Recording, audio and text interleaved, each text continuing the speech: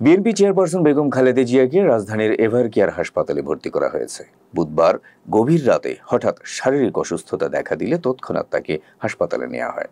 বিএনপির চেয়ারপারসন বেগম খালেদা জিয়াকে গভীর রাতে হাসপাতালে নেওয়ার বিষয়টি নিশ্চিত করেছেন তার ব্যক্তিগত চিকিৎসক অধ্যাপক AZM জাহিদ হোসেন।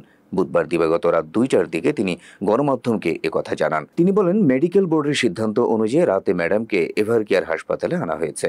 বোর্ড ওনার বেশ কিছু পরীক্ষা নিরীক্ষা দিয়েছে, সেগুলোর রিপোর্ট পর্যালোচনা করে পরবর্তী ব্যবস্থা নেবে মেডিকেল বোর্ড। রাত 1টার দিকে বিএনপি চেয়ারপারসন গুলশানের বাসা থেকে প্রাইভেট কারে রওনা হন।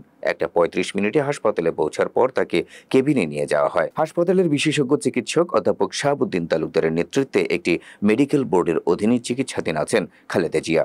৭৯ বছর বয়সী খালেদা জিয়া দীর্ঘদিন লিভার সিরোসিস, হৃদরোগ, ফুসফুস ও কিডনি জটিলতা, আর্থ্রাইটিস, ডায়াবেটিস সহ বিভিন্ন জটিলতায় ভুগছেন।